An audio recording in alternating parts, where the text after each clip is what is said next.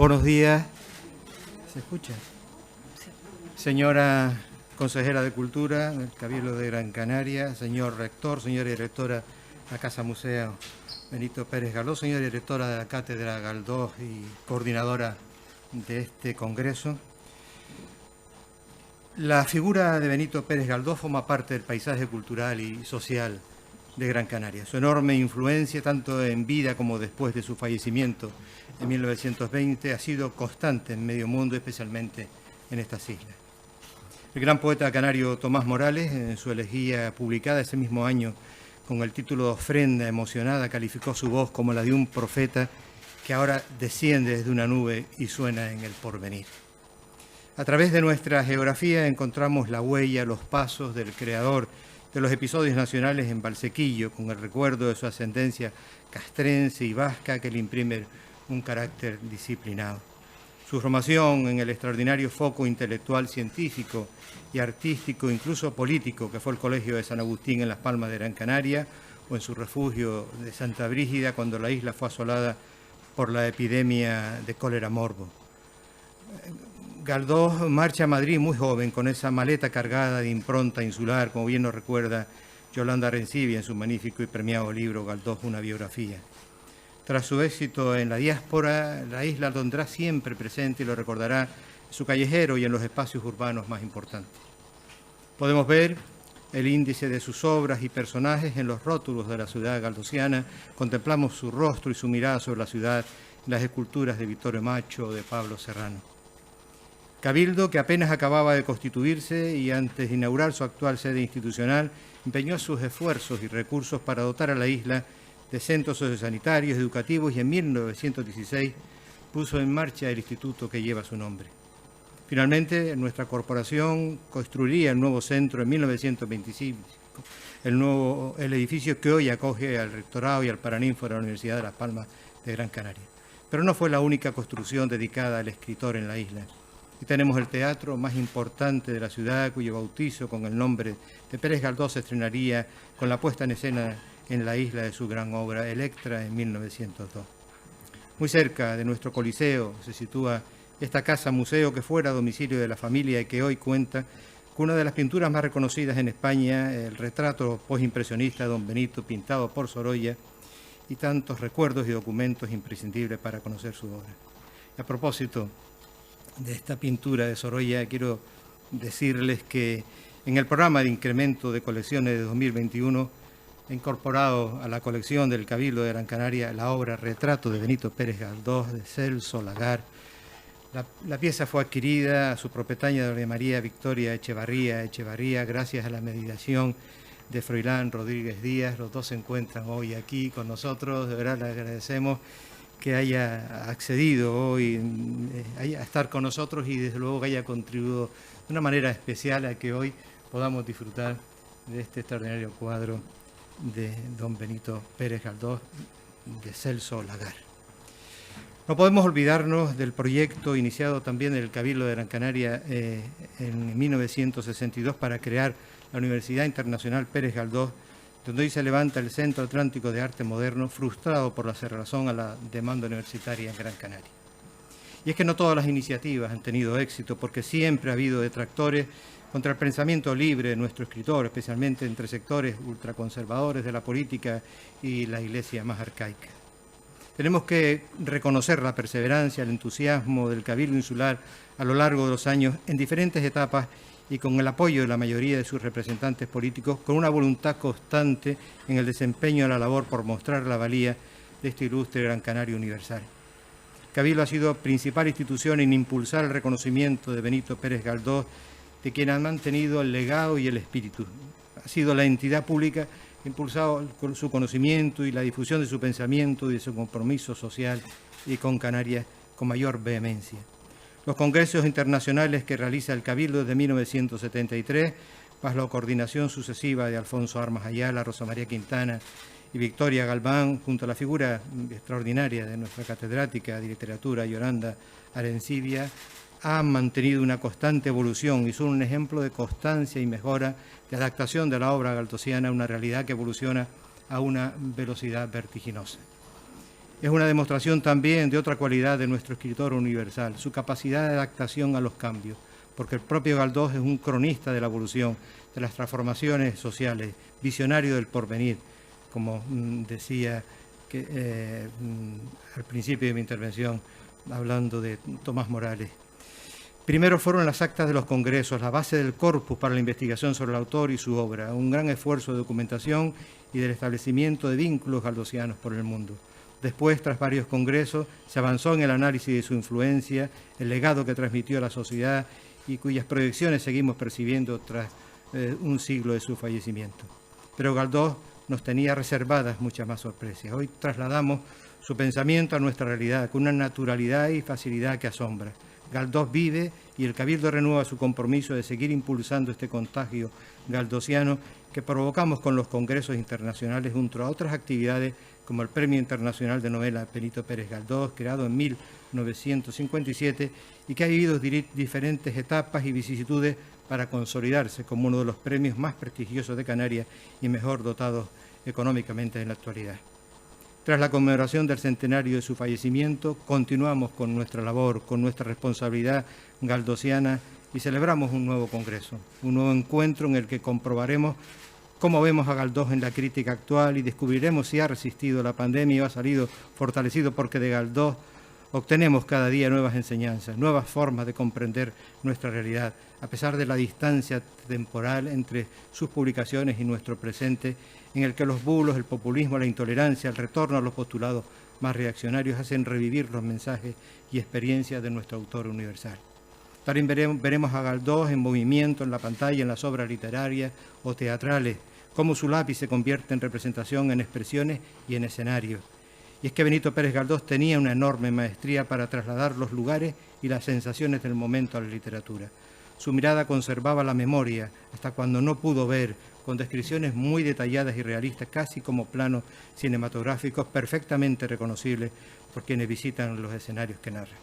Un escritor que nos conduce como un excelente guía turístico al lugar, al pasado y a los sentimientos que permanecen hasta el presente, siempre con una perspectiva crítica, pero sobre todo nos introduce en los individuos, los personajes de sus historias, así como en el retrato de una sociedad que en sus diferentes facetas como materia novelable, pero más real que metafórica. Podremos comprobar cómo ha influido en grandes directores, actores, pintores, bailarines, todas las artes en las que las obras de Galdós han sido motivo de inspiración.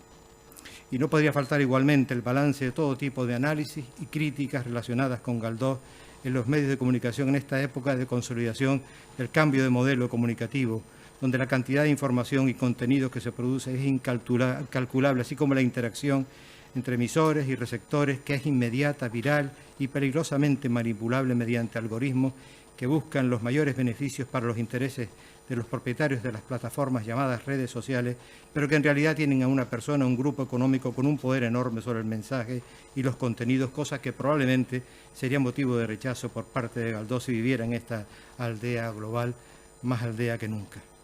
Cabildo no solo seguirá manteniendo su compromiso galdosiano, sino que espera que esta labor contribuya a mejorar nuestra sociedad en un momento en el que los retos económicos, sociales, ambientales, energéticos y pacifistas están en grave riesgo. Por ello, hoy volvemos a reivindicar a Benito Pérez Galdós, a sus personajes, sus historias, su lucha por una sociedad más justa y solidaria. Y no hay mejor forma de hacerlo que impulsando los recursos consolidados y que gestiona el propio Cabildo, así como potenciando las actividades que tan buenos resultados están dando desde hace décadas. Y el programa de este Congreso Internacional Galdosiano lo demuestra. Deseo que sea un éxito y que el contenido de sus ponencias contribuya a meditar sobre los riesgos de la involución cultural y de la democracia que hoy recorre el planeta. Muchísimas gracias.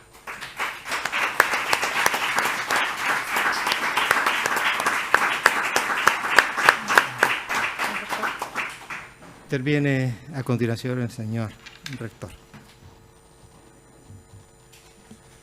Muchas gracias, excelentísimo señor presidente, consejera de Cultura, directora de la Casa Museo Pérez Galdós, directora de la cátedra, autoridades académicas, autoridades congresistas.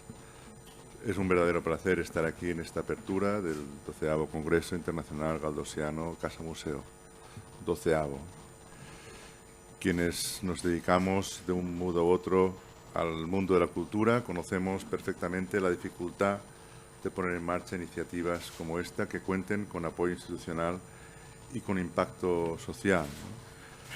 Pero si ya de sí es difícil poner en marcha una iniciativa, lo es mucho más dotarla de continuidad, ¿no? Que fructifique en un recorrido temporal largo, pleno de resultados.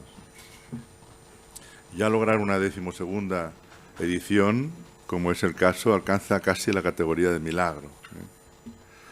Un milagro del que todos nos congratulamos y que es debido al apoyo incondicional del Cabildo de Gran Canaria a través de la señera Casa Museo Pérez Galdós, a cuyo frente lidera una componente de nuestra comunidad universitaria, la profesora Victoria Galván, y al incansable empeño de la titular de nuestra cátedra dedicada al recordado escritor canario, la profesora Yolanda Arencibia. Es especialmente grato para un servidor presentar este congreso, pues desde sus primeros pasos fue concebido y pensado como un congreso internacional. La universidad del siglo XXI no es comprensible sin la internalización. De ahí que el nuevo proyecto de ley orgánica del sistema universitario, recientemente conocido y que esperemos se apruebe en los próximos meses, incluya por primera vez un título dedicado a la internalización. Al mismo tiempo, en su exposición de motivos, evidencia la necesidad de incentivar las redes de conocimiento y de formación compartida con el espacio iberoamericano de educación superior y reforzar las dinámicas de colaboración abiertas en la cuenca mediterránea o en la apertura de nuevos vínculos con los centros de educación superior de América del Norte, Asia y Oceanía. De este modo, el artículo 20.1 del citado texto perceptúa que las universidades fomentarán la internalización de la docencia, la investigación, la transferencia e intercambio de conocimiento, de la formación y de sus planes de estudio, así como la acreditación internacional de los mismos, especialmente en el espacio europeo de educación superior. Asimismo, promoverán la internalización de sus actividades culturales. De ahí, uno de los ejes centrales de nuestro próximo e inminente plan estratégico institucional sea precisamente el de la internalización. Los conoceremos los próximos años, grandes proyectos para la internalización de la ULPGC. Y porque la cuestión parece clara, o la universidad abre sus puertas al mundo o el mundo le cerrará las suyas. La universidad del siglo XXI es internacional o no es. Así de sencillo. ¿Y qué mejor forma de hacerlo que evidenciar la labor y el impacto de su autor universal, nuestro siempre recordado Galdós? Precisamente en las actas del segundo Congreso Internacional de Estudios Galdosianos, Salvador de Madariaga reivindicaba el españolismo universal del canario Galdós. Un amigo me suele recordar que buscando autores clásicos españoles entre los anáqueles de librerías de Gibraltar, solo encontró libros de dos, Cervantes y Galdós. Mi amigo repitió el experimento en Londres con idéntico resultado. Don Benito, un hombre nacido en una isla ultraperiférica que ve Europa desde la frontera, lo que amplía el panorama, la perspectiva, de temprana vocación viajera, luego contaré alguna anécdota, que residirá durante largos periodos de su vida en Madrid, la capital, y en Santander, la periferia, y que aprovechará cualquier ocasión propicia para viajar por España y por Europa.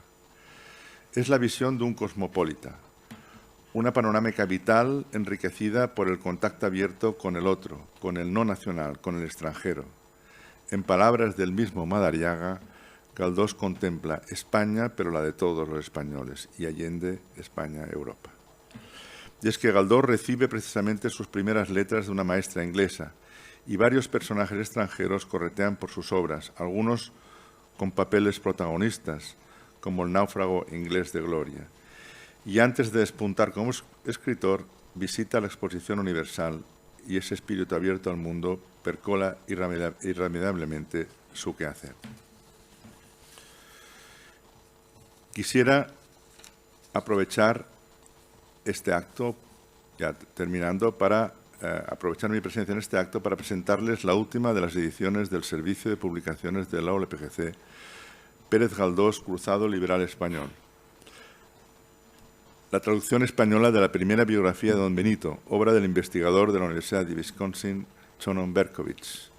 elaborada en su día en el marco de un convenio de prácticas de nuestra universidad por un conjunto de estudiantes de la Facultad de Traducción e Interpretación, coordinados con solvencia y maestría por la profesora ya jubilada Ana Sofía Ramírez Jaimez, a cuyo buen hacer rendimos aquí modesto homenaje.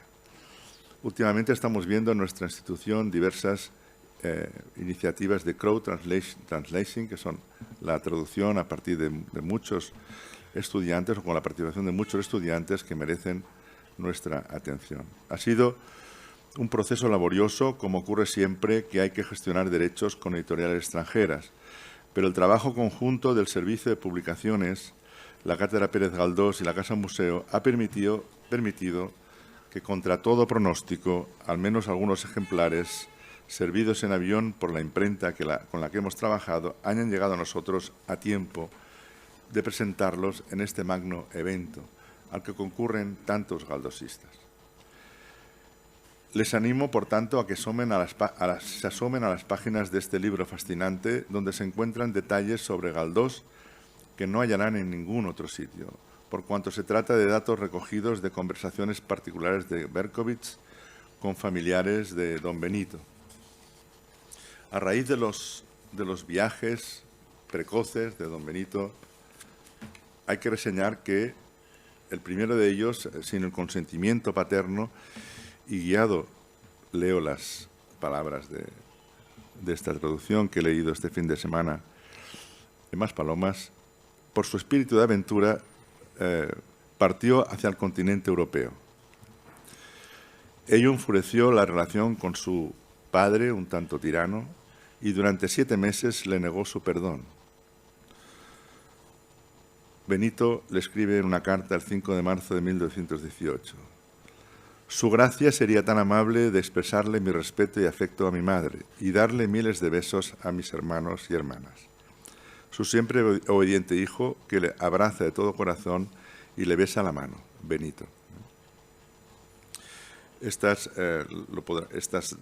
detalles y muchos otros los podrán encontrar en esta traducción al español de Sharon Borkovich, la biografía Pérez Galdós. Y ya para terminar, ahora sí, disfruten de la lectura de las delicias de la traducción muy bien hecha y de la primorosa edición de la que, como siempre, ha hecho gala nuestro servicio de publicaciones. Y aprovecho para felicitar a todos los que han formado parte de este interesante proyecto. Imbuidos en este aroma universal de Galdós, deseo que disfruten de unas enriquecedoras jornadas, tanto en el seno de este congreso como entre las calles y plazas que vieron nacer a nuestro querido y admirado don Benito. Muchísimas gracias por su paciente atención. Muchas gracias.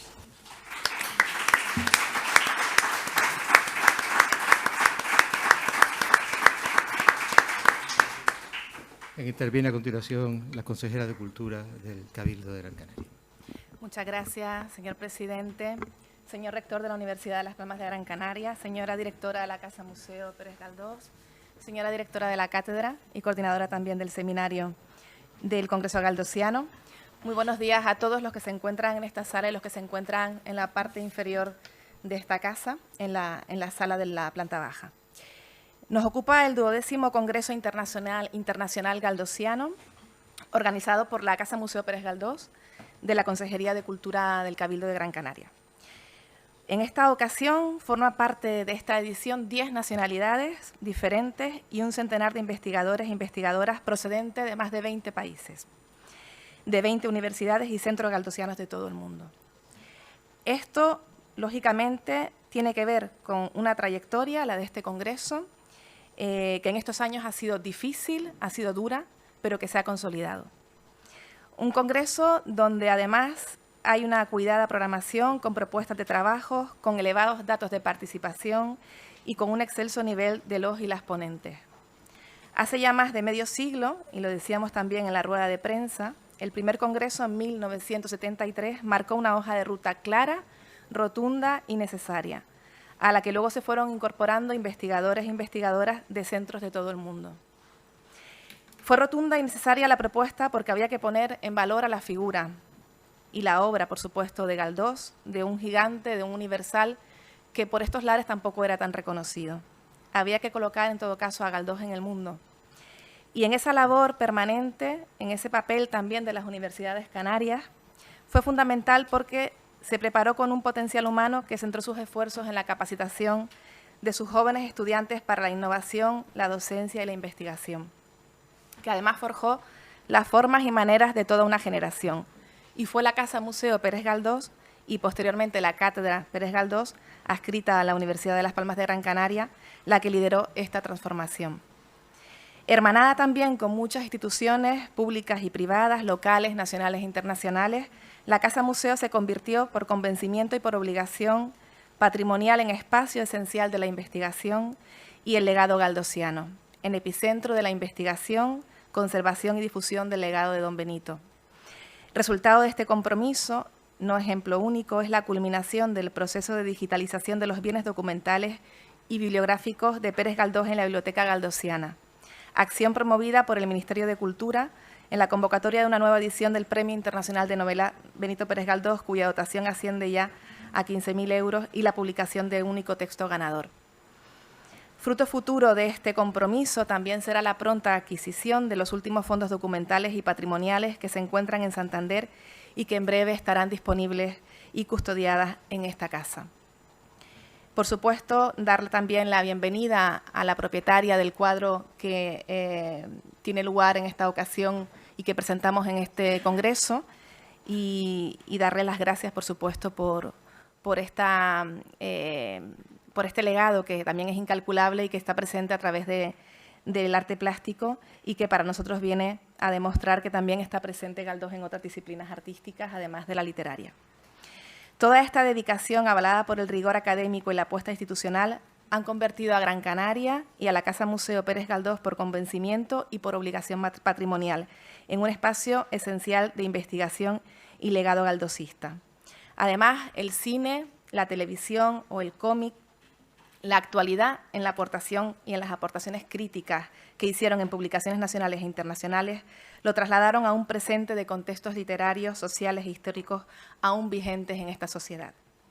Tenemos la obligación de seguir reflexionando, de seguir buscando miradas nuevas y cómplices, de seguir investigando, de seguir buscando también esa colaboración con las universidades canarias y ese compromiso permanente para que esta casa siga siendo lo que siempre ha sido, referencia de un gran y un destacado universal que ha estado presente en algunas ocasiones más fuera que dentro de nuestras fronteras.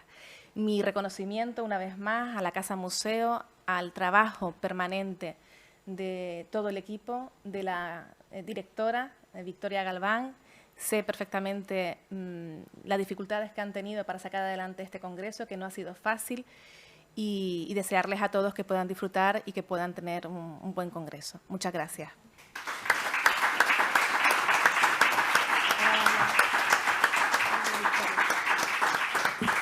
Bien, y finalizamos esta inauguración oficial de esta edición del Congreso Galdosiano con la intervención de la directora de la Casa Museo Pérez Galdós, Victoria Galván. Muchas gracias. Buenos días. Bienvenidos y bienvenidas todos los asistentes al 12º Congreso Internacional Galdosiano.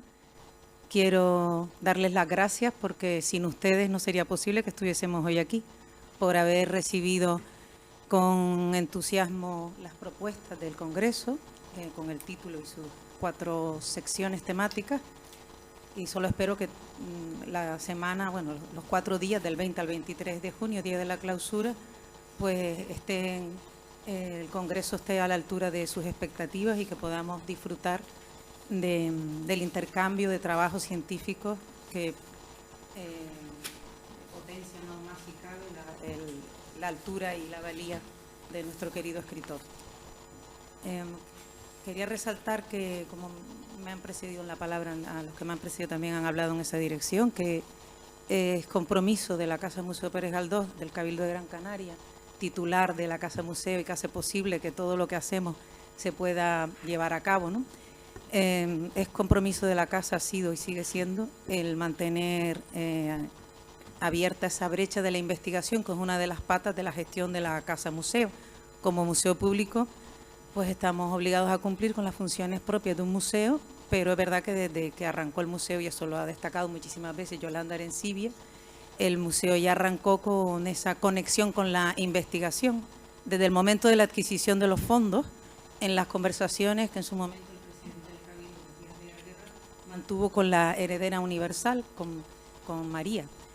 En esa primera adquisición que dio lugar a que la casa pudiese abrirse de mobiliario, objetos personales, también se adquirió una notable colección documental y ya sentaron las bases de la vinculación del museo al galdosismo internacional en aquel momento. Bueno, lo pueden leer en el prólogo que ha escrito Yolanda en el libro de Berkovits, que agradecemos a la universidad el esfuerzo también para que ese libro estuviera hoy aquí en el arranque del Congreso. En el arranque del museo, decía, con esa importante adquisición de bienes bibliográficos y documentales, manuscritos, libros, novelas, cartas, es decir, muchos documentos que ustedes saben que atesora, custodia la casa desde ese momento. Fue propósito inicial de Alfonso Armas Ayala, que fue el que impulsó esa vinculación de la casa con la internacionalización que nombraba el rector. O sea, ya está desde la base de la casa. Bueno, la prueba está que Berkovits es un señor norteamericano que vino antes de que se abriera la casa, ¿verdad? Es decir, que ya el vínculo con la investigación en aquel entonces norteamericana, por razones que todos conocen. Bueno, pues tenemos que felicitarnos, eso ha continuado en el tiempo. Este es el número 12, es verdad que este último pues se alargó un poco más, pero por razones que tampoco hay que exponer aquí, ¿verdad? La prueba es que en todos los congresos la asistencia internacional se ha mantenido, como ha dicho la consejera. El número de personas que vienen de universidades extranjeras es notable, pero ya muchos años después, no tantos años después, se incrementó la nómina de nacionales y, por supuesto, los canarios, ¿no? O sea, que podemos decir que este congreso está abierto al mundo, desde Canarias, España y el resto del planeta, ¿no? O sea, fue el propósito inicialmente y yo creo, todos creemos que hay que seguir manteniendo ese compromiso con la investigación, en tanto la casa, frente a otras casas museos, hay que decir que muchas casas museos no tienen patrimonio bibliográfico. Bueno, estoy pensando en lo de Juan Ramón Jiménez, sí, pero la de Lope de Vega, por ejemplo, no. Bueno, por razones que todos los que conocen esa casa saben, ¿no? Es decir, no todas las casas museos tienen el fondo bibliográfico tan importante que tenemos nosotros aquí. O sea, que por eso por lo que surge ese vínculo y luego también porque no existía universidad. Una vez empieza la universidad, pues se decidió mantener esa vinculación, ese compromiso con la investigación y ahí, si no me equivoco, Yolanda Arencibia es una de las artífices, bueno, no solo tú, pero creo que ha sido, bueno, porque para empezar, no sé si saben, ella está en el Congreso del 73 como secretaria, ella aparece un poco escondida, pero estás ahí desde el primer Congreso, o sea que quiero que esto sea un reconocimiento a tu dedicación a poner a Galdós también en el mapa, como se dice ahora, ¿no? Bueno, pues que no puede ser de otra manera que sigamos manteniendo ese compromiso. El Congreso, por tanto, pretende, como bien dice su título, Coda un centenario, Galdós, miradas y perspectivas. Cuando el comité científico, al que doy las gracias desde aquí, se decidió que ese tenía que ser el título, el anterior, que fue en el 2017, se llamaba La Hora de Galdós, se planteó como el previo al centenario. Una vez termina el centenario, dada la ingente cantidad de trabajos, que nunca han cesado los trabajos, incluso en las horas más bajas, de investigación sobre Benito Pérez Galdós, pero Galdós se ha abierto mucho más, no lo tenemos contabilizado, no se ha hecho un estudio bien medido, pero está claro que a todos nos parece así, que el interés y el acercamiento a Galdós se ha incrementado. Bueno, pues como se observaba que hay líneas de trabajo que a lo mejor se habían dado antes, pero se habían acrecentado en estos últimos tiempos, es por lo que tenemos, por ejemplo, una de las secciones temáticas, Galdós representado, que es la primera, ¿no? El Congreso, como saben, se articulan estas cuatro líneas temáticas. Galdós representado, pues que lo que quiere recoger es esa recreación, esa elaboración, interpretación que se ha hecho de Pérez Galdós desde distintos ámbitos artísticos, lingüísticos, desde distintos géneros.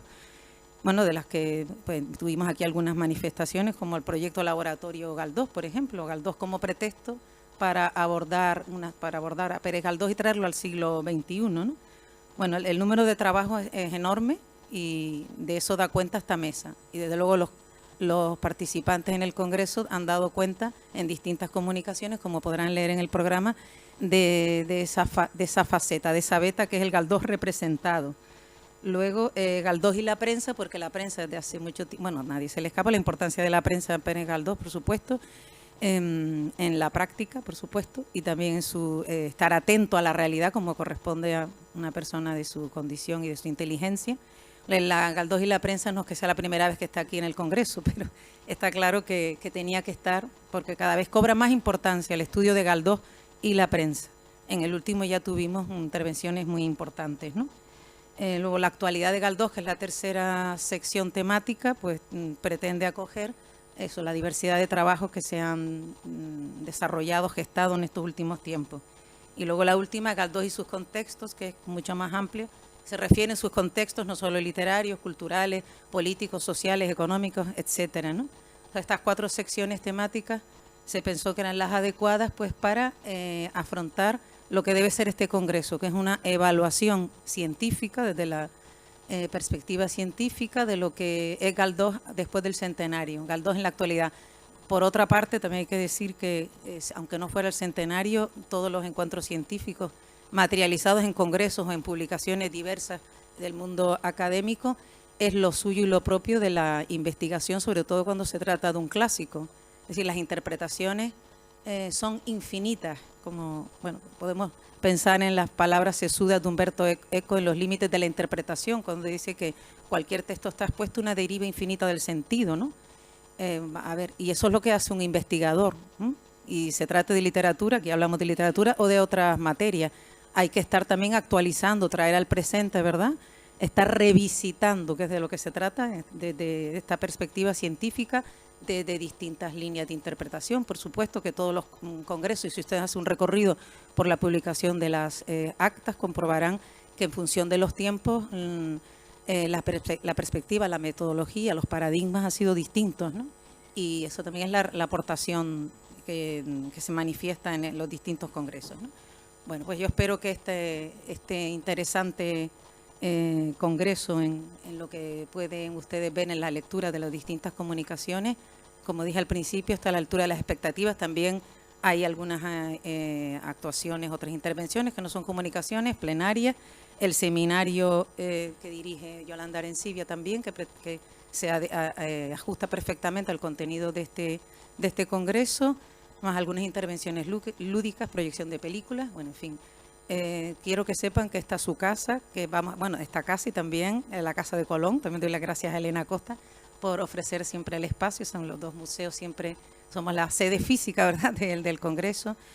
Y bueno, yo lo que queremos todos desde la casa, desde el equipo del servicio de un museo, aquí de Alicia Bolaño, o sea, todos los que formamos parte del equipo de los museos, del Museo Pérez Galdós, estamos para servirles, para que tengan una estancia grata y para que se marchen de aquí con un buen sabor de boca y que el conocimiento de Galdós quede pues todavía más reforzado si cabe. Bueno, muchas gracias.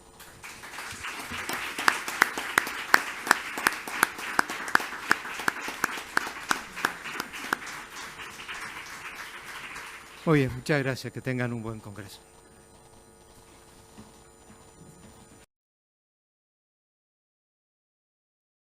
Voy a presentar al señor Emilio Gutiérrez Cava.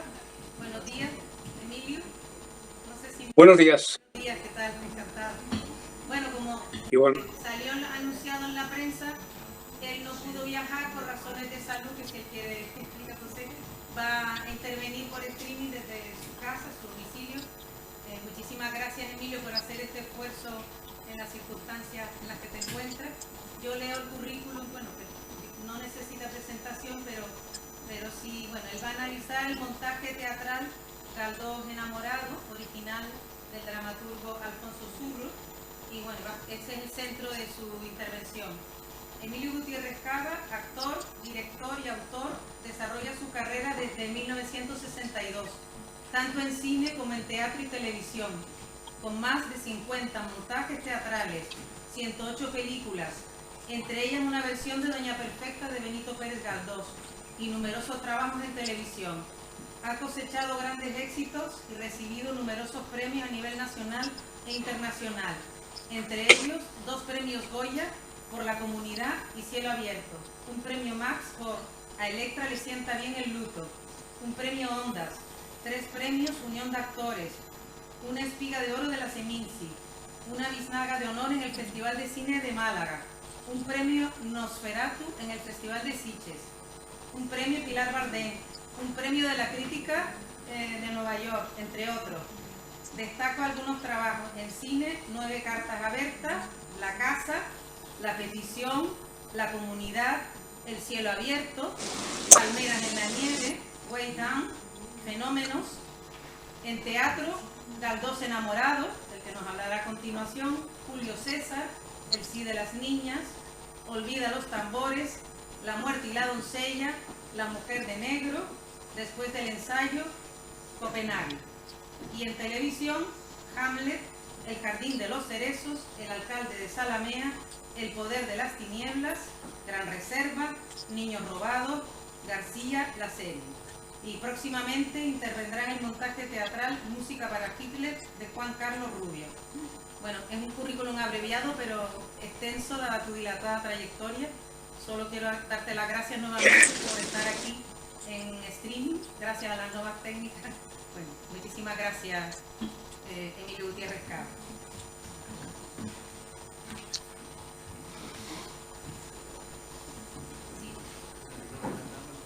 Pues buenos días otra vez a todas y a todos.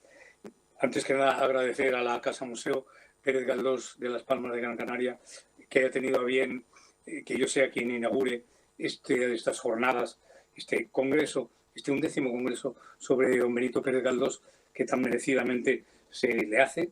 Y yo diría que, en primer lugar, hablar de don Benito es hablar de gratitud teatral española hacia él. Todos los actores y actrices del siglo XIX y XX deben gran parte de lo que fue el teatro español de esa época a don Benito Pérez Galdós.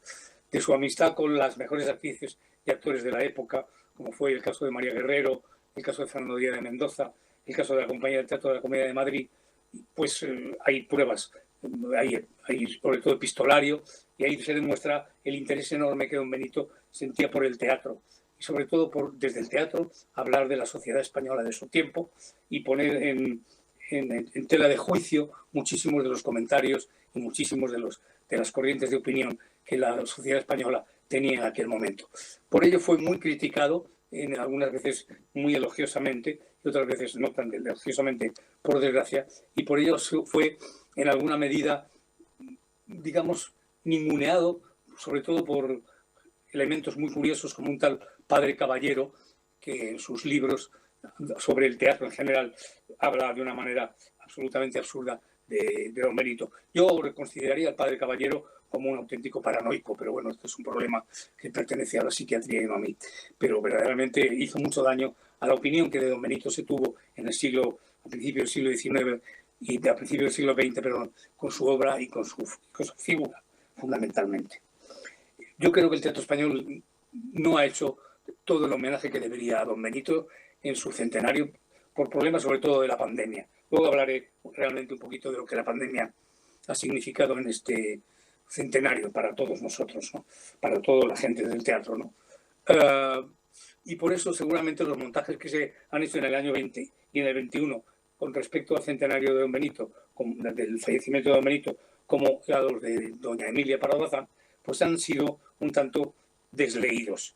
Se estaba hablando mucho de cerveza en el país, se habla mucho de otras tonterías, pero no se habla realmente de lo importante, de los centenarios de dos personas que han hecho mucho, mucho bien a las letras españolas mundiales, no solamente del territorio peninsular e insular, sino también fuera de ese territorio, a toda América Latina, a todo el mundo en general. Han regalado la palabra, han regalado el verbo que realmente los dos tuvieron siempre. En el caso de don Benito, bueno, ya sabemos la inmensa obra que tuvo. Por lo tanto, insisto en que no se le ha dado el homenaje que se debía. Creo recordar que aquí en Madrid se han hecho Misericordia, que es una de sus mejores obras, y se han representado naturalmente en distintos puntos de España por gentes afortunadamente bien pensantes, una serie de textos de él relacionados con su centenario. Bueno, ¿cómo nace Galdós enamorado? Pues nace a través de una idea de Salvador Collado, que es un empresario privado, y de Alfonso Zurro, que es un eminente escritor, dramaturgo salmantino afincado en Sevilla. Ellos nos proponen a María José Goyanes y a mí hacer una obra, estructurar una obra sobre Benito Pérez Galdós y Emilia Pardo Bazán. El principio no es muy concreto qué es lo que quieren hablar de los dos. Después de 3 o 3 reuniones, al final ya, por fin, Alfonso Zurro decide que va a ser el epistolario amoroso y no amoroso de los dos, literario también, el que marque un poco la pauta de Galdós enamorado. ¿Y qué es lo que hace? Pues entonces recupera las cartas de doña Emilia, las que existen. El Miquiño mío es un libro publicado y editado que se puede comprar afortunadamente todavía, y inventa o cree, supone que esas cartas que contestan al Miquiño enamorado y que no existen de don Benito Pérez Galdós, pues se pueden escribir o tal vez existen, ¿no? Y entra entonces en un thriller casi literario. ¿Dónde están esas cartas si realmente alguien las ha destruido y a través del tiempo qué ha pasado con esas cartas, ¿no? Y así empieza, digamos, el último tratamiento de la obra es precisamente ese. Y ese tratamiento de la obra se nos da a María José y a mí el 14 de junio del año 2020. Es decir, estamos prácticamente en plena pandemia cuando se nos entrega ese texto corregido como último tratamiento de la obra, aunque luego habrá posteriores tratamientos. Esto del teatro como lo de la literatura no es fácil, ¿no? Y a pesar de que mucha gente crea que lo de escribir es facilísimo, pues no. El que lo crea, que empiece a escribir y ya verá lo que le espera. Curiosamente, los ensayos se empiezan a hacer en un lugar llamado Paseo de los Melancólicos, en Madrid, en un lugar que se llama Navelart, un lugar bastante frío en invierno y bastante caluroso en verano. Y el periodo de preparación y los ensayos arranca el 14 de octubre del año 2020, a las 5 de la tarde. Es cuando nos reunimos y tendremos por primera vez ese Galdós enamorado. De ese Galdós enamorado surgen unas notas que Alfonso Zurro escribe en su momento sobre la obra y cuenta cómo es la obra. Yo esas notas me gustaría leérselas porque son muy interesantes para saber cómo es ese Galdós enamorado.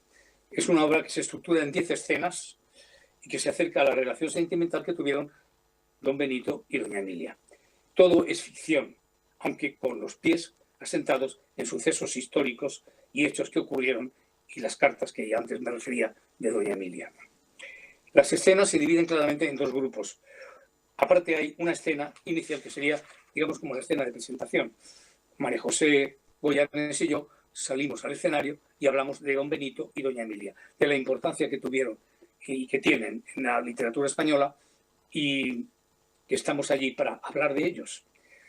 Ese grupo de las escenas, aparte de esa escena, del grupo de las 10 escenas, 5 son los encuentros entre Galdós y doña Emilia. Estas se desarrollan en un espacio y en un tiempo que ya no es de este mundo y del cual no sabemos nada. Lo llamaremos, eso lo recalca mucho Alfonso Zurro, lo llamaremos espacio irreal. Y en él solo aparecen estos 2 personajes. En las escenas aparecen esos 2 personajes. El siguiente grupo lo forman 4 escenas enmarcadas en épocas concretas que abarcan un periodo de cientos de años. Podríamos denominar periodo thriller o policíaco, pues en ellas intentaremos averiguar qué pudo ocurrir con las cartas de amor de don Benito a doña Emilia. En cada escena nos encontramos con 2 personajes diferentes. En total son 8 personajes los que conforman esas escenas, por lo que cada intérprete, es decir, María José y yo, además de ellos mismos, es decir, a don Benito y a doña Emilia, crearán otros 5 personajes más. Bueno, ¿qué se pretende hacer en Galdós enamorado? Pues podemos denominar que Galdós enamorado es una falsa comedia romántico-policiaca, así al menos lo define Alfonso Zurro, o falsa comedia romántica, literaria. Lo que es claro es que es una falsa comedia. Ya hemos dicho que las escenas de nuestros protagonistas, don Benito y doña Emilia, transcurren fuera del tiempo y del espacio en lo que habitamos los humanos. Es decir, están en una especie de limbo donde ellos se encuentran y donde hablan de todo lo que ha pasado a lo largo de su vida. En la escena tercera, cada escena tiene un nombre. La escena tercera sería Carmen, y es inicio de los años 50 del pasado siglo XX. La escena quinta se llama Negocio, y es el siglo XXI aproximadamente, en torno al año 2016 de este siglo nuestro. La escena séptima se llama Trama y es continuación de la escena quinta. Quizá la separan como mucho un par de años temporalmente. La escena novena se llama Hallazgo, en el futuro. Es el año como 2219, a punto para el tercer centenario de Galdós. El ritmo debe ser en general dentro de la terminología musical y será de allegro, vivace o molto vivace. Eso significa que debemos llevar la obra a una cierta velocidad, sobre todo en determinados tramos de la misma. Por lo tanto, las escenas son atrevimiento, encuentro, Carmen, cartas, negocio, academia, trama, España, hallazgo y hablan cartas. Esos serían los títulos originales de las escenas. Y la primera que sería prólogo. Estas notas están enviadas precisamente el día 15 de octubre, después de la lectura del día 14. Después de la lectura del día anterior, Alfonso nos pasa, digamos, esas notas que son unas notas privadas de montaje. Los personajes en Galdós. Y ahí es donde Alfonso ya se explaya un poco en la creación que ha hecho de esos personajes. Esta obra no pretende recrear los personajes históricos, ni a situarlos en su propio espacio histórico tampoco. Estamos teatralizando, jugando con la ficción, con el teatro. Uno o dos detalles característicos sirven para definirlos. En el vestuario, en el gesto, en el habla, o tal vez en la interpretación. Bueno, y aquí pasamos a qué ocurre. Ocurre que en un momento determinado los dos personajes en ese prólogo deciden que para recrear, digamos, esa trama político de ficción policíaca, pues lo mejor es que los actores entren dentro del mundo del teatro y que pasen a ser en cada momento los personajes que se deseen, ¿no? Entonces, claro, yo no me parezco nada a don Benito, que era un hombre alto y además enjuto y además de eso, pues con un bigote estupendo. Don Benito físicamente no se parece naturalmente nada a mí y nos ha llegado, aparte de lo que nos ha podido llegar a través de fotografías. Bueno, es inteligente, punzante, resuelto, abierto, con un sentido del humor fino y preciso, implicado socialmente. Nada que descubrir sobre la naturaleza de don Benito, que era esa. Doña Emilia tampoco se asemeja a la famosa autora. Es inteligente, rápida, intuitiva, irónica, guerrera, fresca, divertida y tiene sus pequeñas extravagancias como todo noble que se precia. Hay que pensar que era condesa y eso siempre marca mucho. Carmen, ese personaje ya es un personaje de ficción, esposa del generalísimo. Ejerce de señora acompañante, católica de misa y confesión diaria.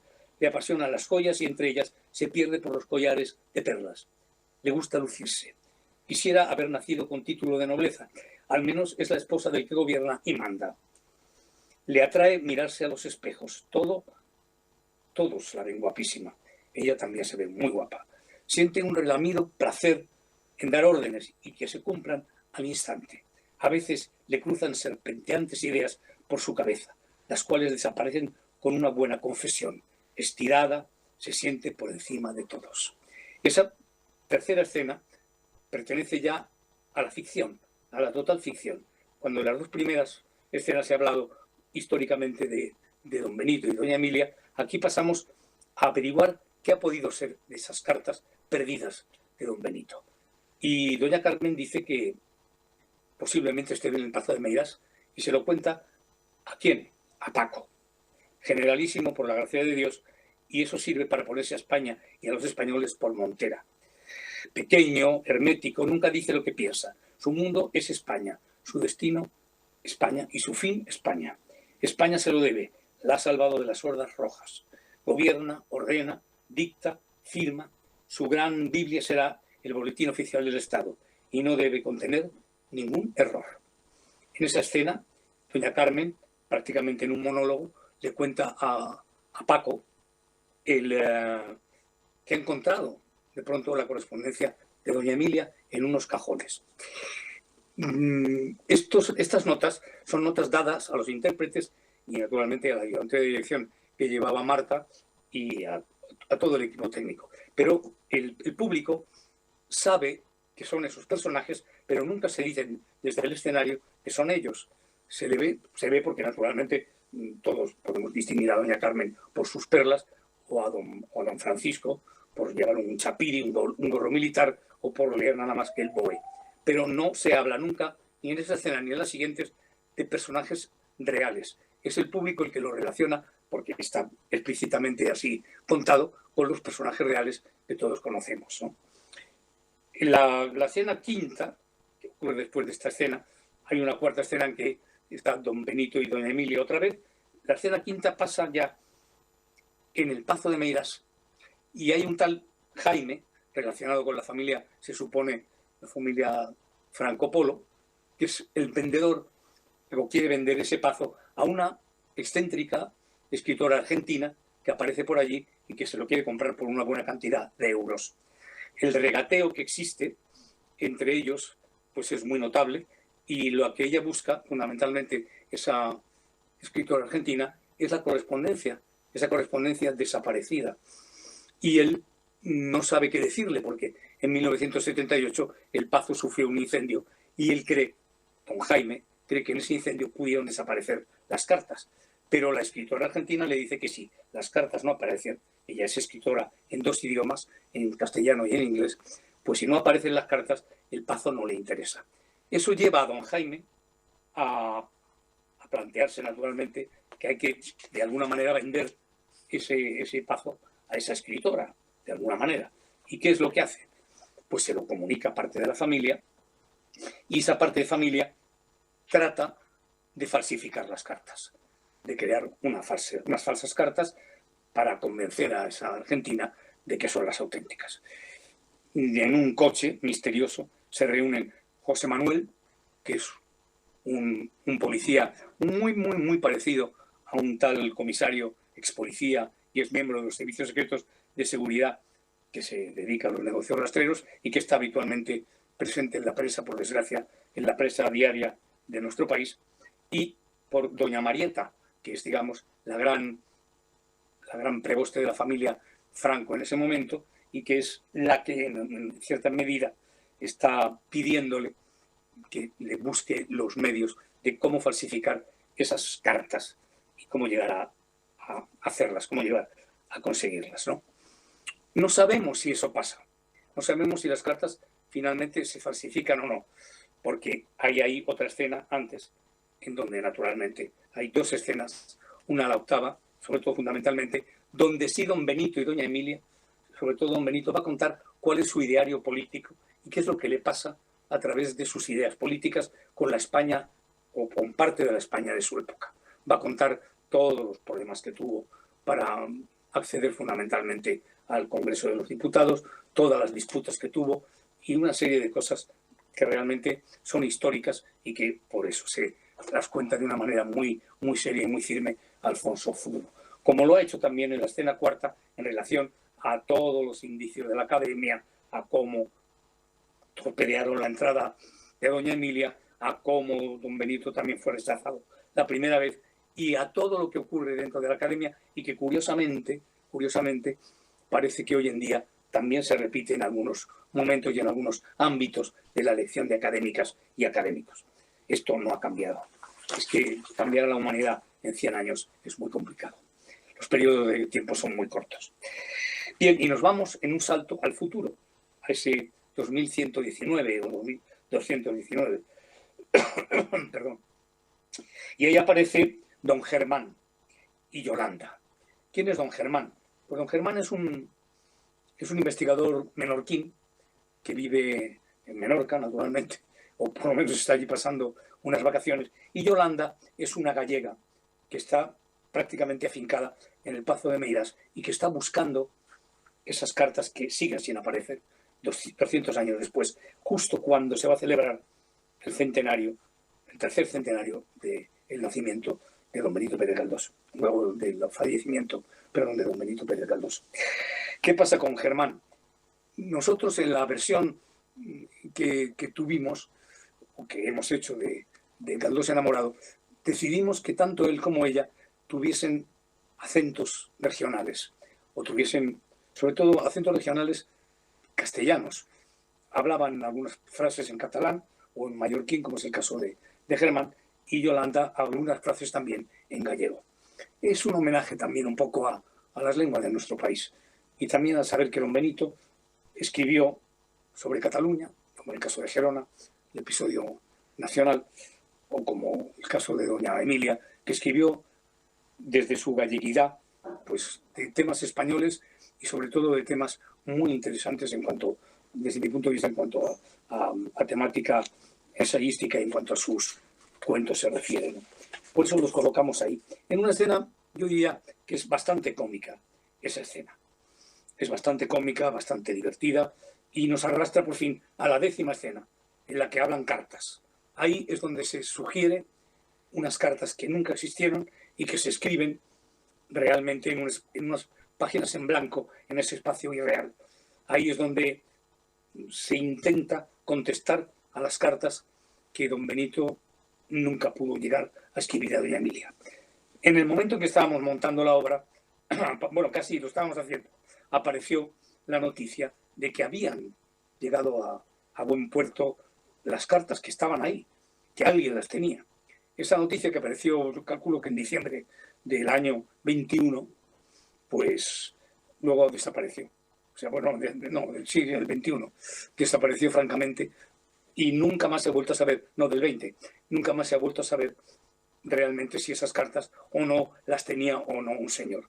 Para mí que ha sido una jugada de marketing, una jugada sucia de alguien, pero que realmente es una falsa noticia y desgraciadamente esa correspondencia o sigue en secreto guardada por alguien o bien finalmente ha desaparecido, se ha destruido, ¿no?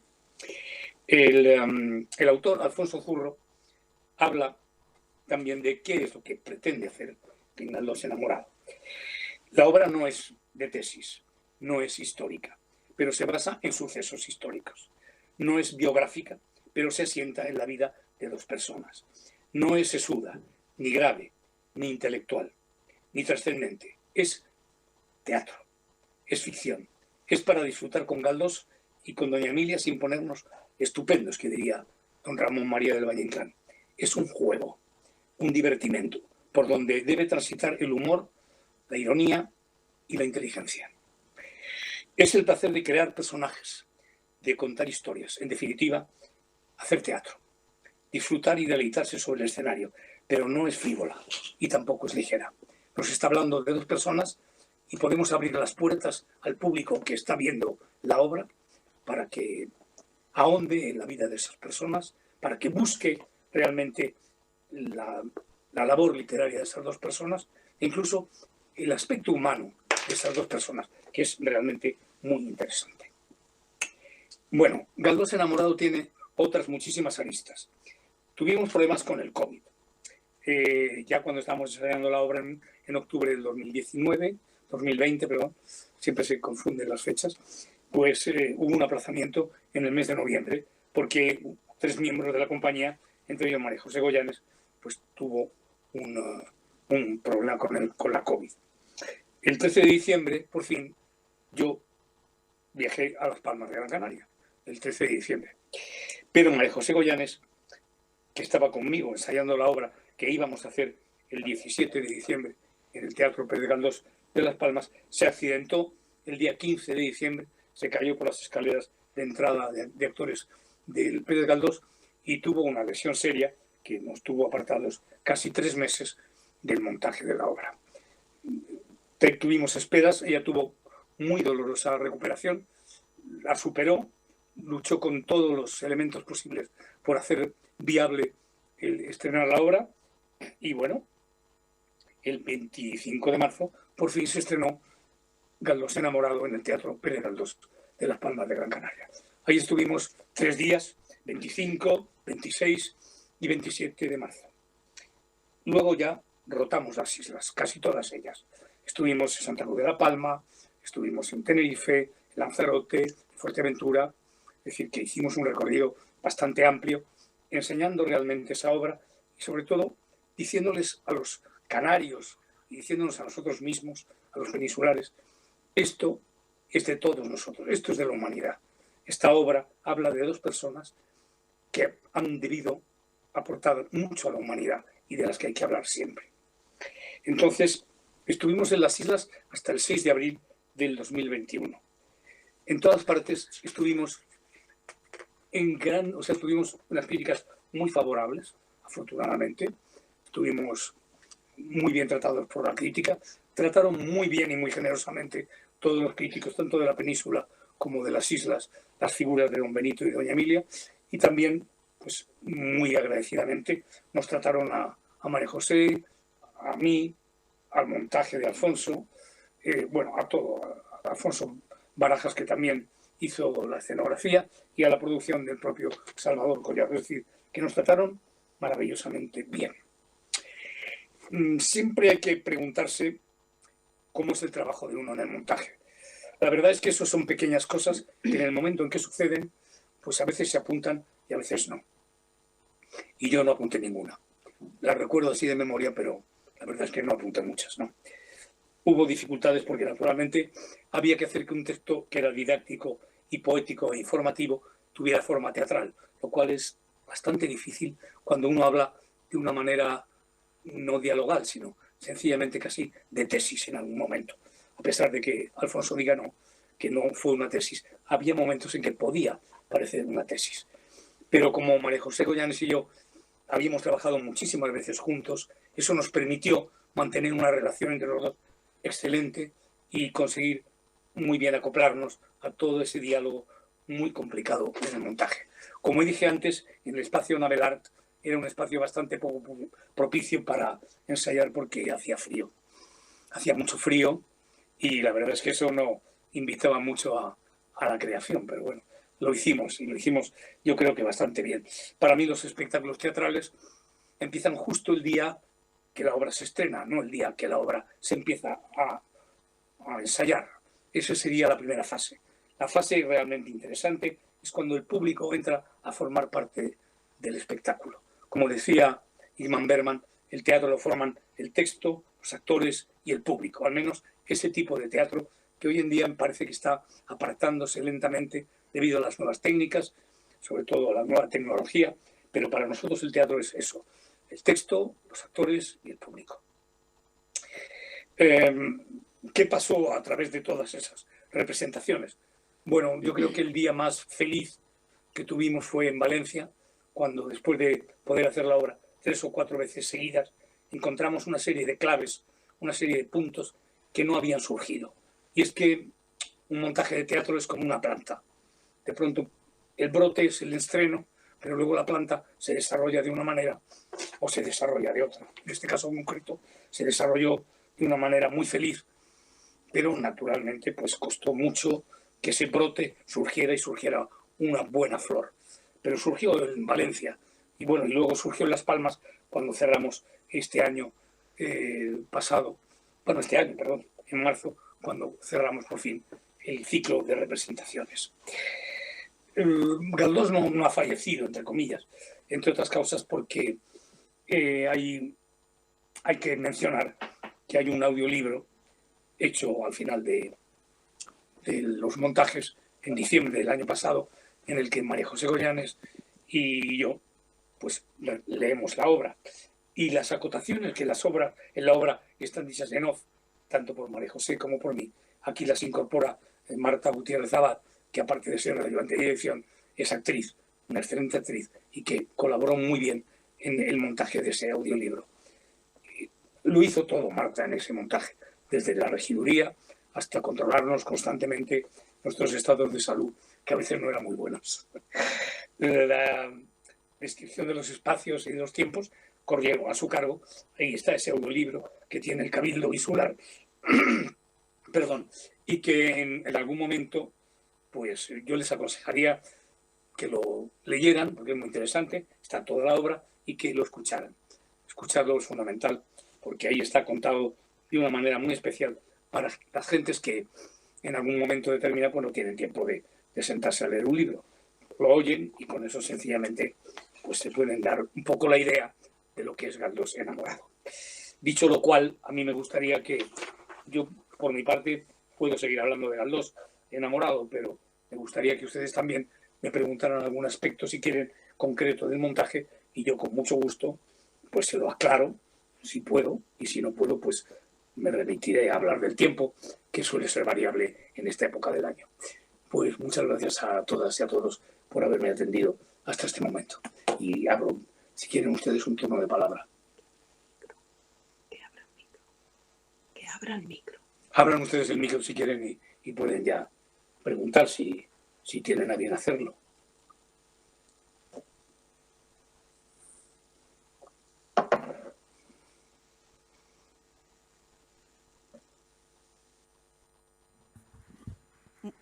Muchas gracias.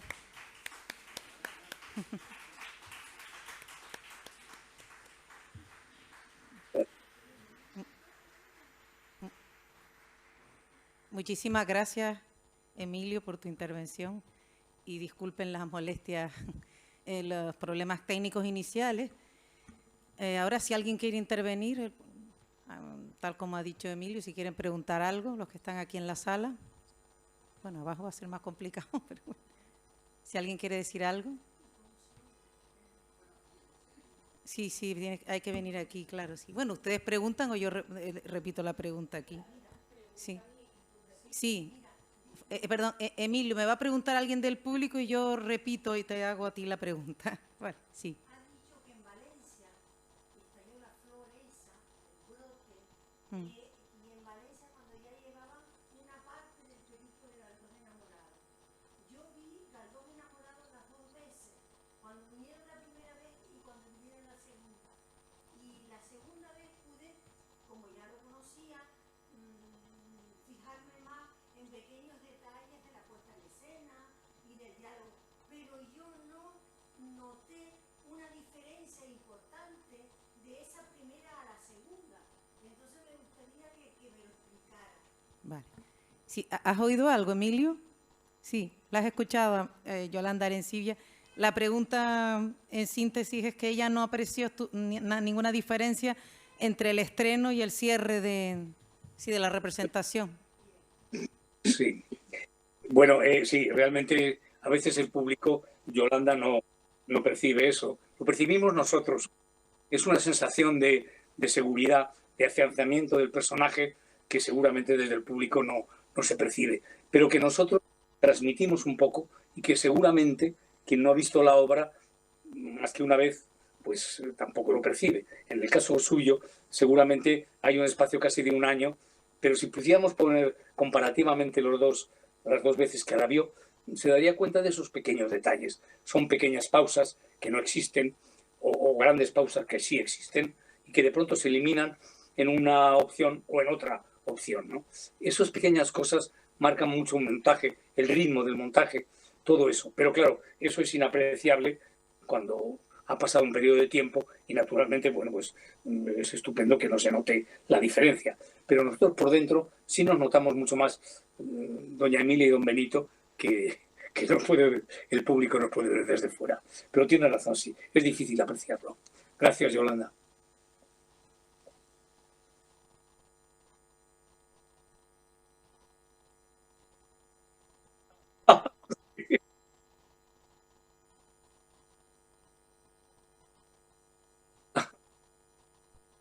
Ah, bueno, eso está muy bien.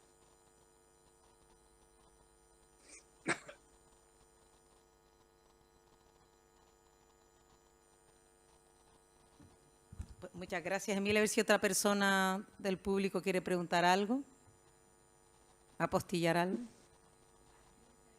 Sí, perdón, si hay una persona de abajo, pero primero va a intervenir Isabel García Volta, ella me lo dice y yo lo...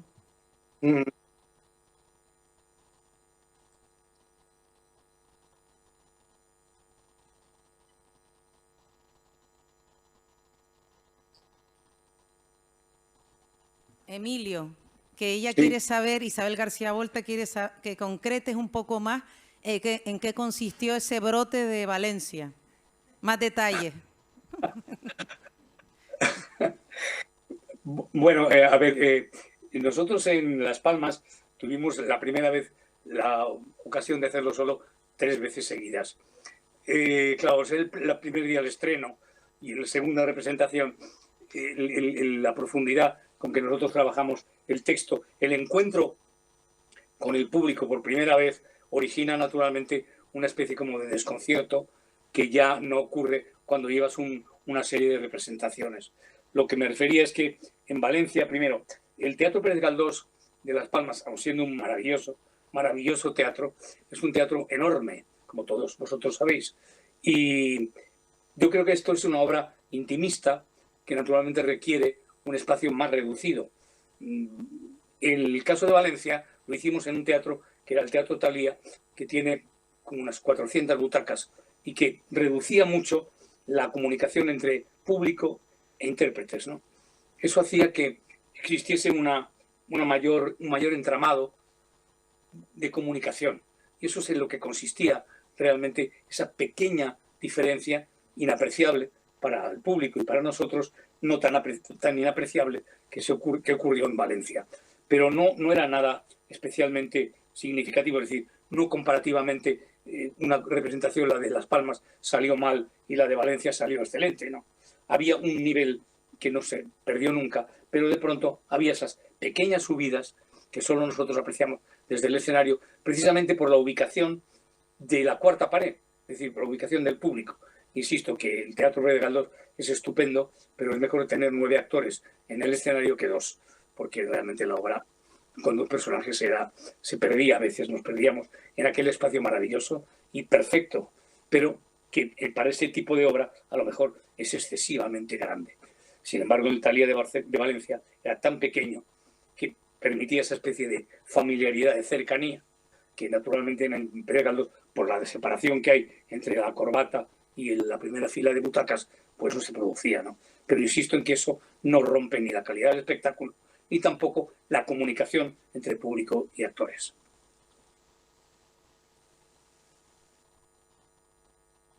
A ver si hay una... ¿Su nombre, perdón? Ah, Carmen Merchán, sí. Hola, buenos días. Si puede, disculpa, si hablas más alto te escucha él, porque escuchó a Yolanda, ¿sí? Aunque yo le voy a hacer un resumen. Bueno, ven, sí. Sí, va a venir la persona que quiere preguntar.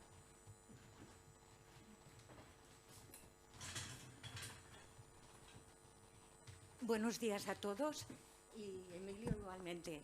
A ver, la pregunta que tengo es doble.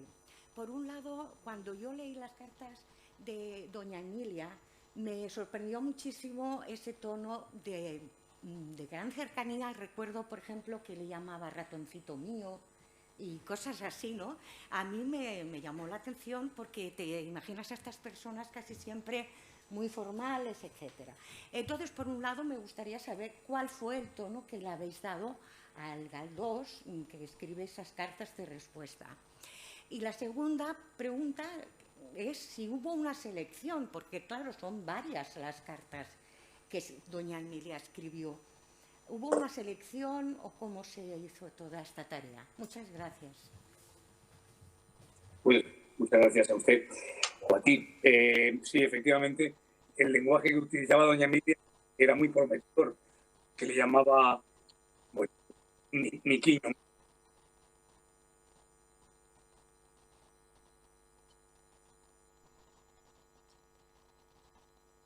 Bueno, y sí, digo que el lenguaje de doña Emilia era muy prometedor con respecto a don Benito, ¿no? Le llamaba... Tendréis que cerrar el micro. Estoy escuchando. Ahora sí. Digo que el tono con que se dirigía a don Benito realmente era muy sugerente, ¿no? De pronto le llamaba Miquiño, de pronto en otra carta decía te aplastaré con mi cuerpote. Quiero decir que todo ese tipo de cosas pues parece que pues no deberían existir. Pero yo creo que esa es la grandeza de los escritores y de los artistas, que a veces esa no seriedad les deja mucho más a la altura de la comprensión de los demás seres humanos, ¿no? No es la gravedad del político o del jurisconsulto que de pronto se pone grave, y yo creo que incluso sería más ridículo en esas personas que en 2 escritores de su categoría, ¿no? ¿Qué le diría don Benito a doña Emilia en las contestaciones? Yo no sé si se atrevería más o menos que lo que decía ella en sus cartas. Yo creo que no. Yo creo que en este caso doña Emilia era mucho más audaz y mucho más apasionada que don Benito. Don Benito seguramente por cuestiones se cohibiría ante la avalancha sobre todo de epítetos cariñosos que le lanzaba la condesa de doña Emilia Pardo Bazán. Pero en cualquier caso, se hizo una selección con respecto a esas frases y se leyeron naturalmente, nos leímos todos el libro Miquiño mío, donde estaba la correspondencia de ella a él. Y sí, efectivamente, se pueden sacar como 10 o 12 vocablos curiosos, muy divertidos, y sobre todo nosotros en la obra hablábamos del viaje que hicieron ellos por el Rin y la travesía fluvial, donde debió ocurrir de todo y donde ella dice que, bueno, que debieron causar un escándalo en el barco. Lo que pasó luego, o lo que pasó en otros momentos de sus encuentros, yo creo que pertenece un poco más al secreto del sumario, ¿no? A ese secreto sentimental e íntimo, que desgraciadamente parece que en este siglo XXI estamos como desaforando, ¿no? Al mismo tiempo que estamos desaforando y contando una serie de cosas, al mismo tiempo nos estamos reprimiendo ese tipo de cosas, criticándolas y al mismo tiempo exhibiéndolas en un puro contrasentido y en una pura incertidumbre, que es en lo que desde mi punto de vista se está convirtiendo este siglo.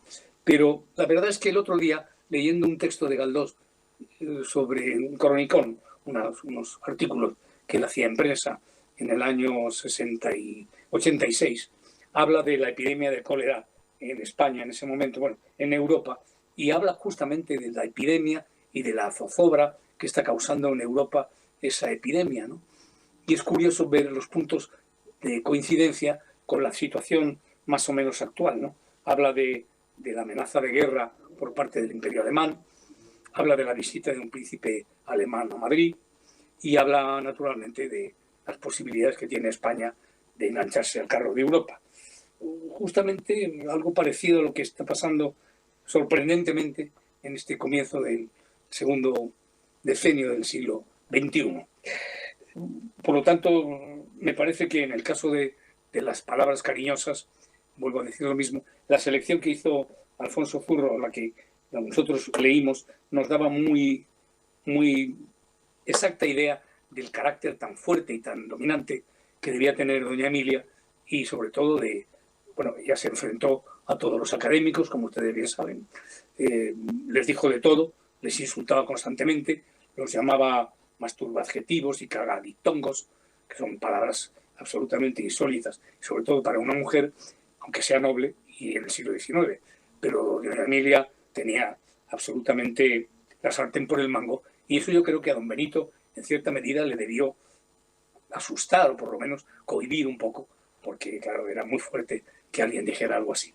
Pero vamos, las cartas están totalmente contrastadas, leídas y, por lo menos, respetadas absolutamente. Muchas gracias. Bueno, muchas gracias. Y ya tenemos que cerrar, Emilio. Seguiríamos aquí horas y horas, pero ya tú has arrancado el Congreso. Ya una de las secciones que es Galdós representado está muy bien representado, valga la redundancia, por tu intervención. O sea que muchísimas gracias y porque ahora continuamos, queda como menos de media hora para empezar la apertura de lectura de comunicaciones, pero te puedo decir que estaríamos aquí mucho más tiempo hablando contigo. Solo queremos agradecerte enormemente que hayas intervenido así y nada, que gracias por tu amor a Galdós y también a Emilia Pardo Bazán. Bueno, gracias.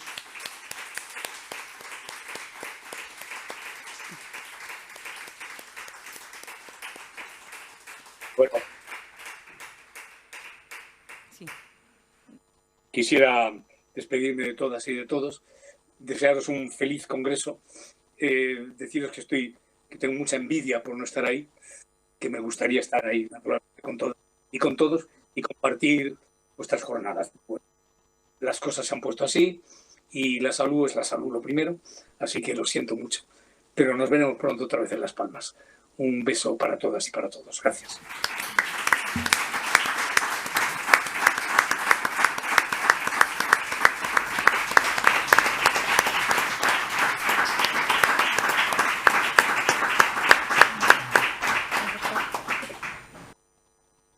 Gracias.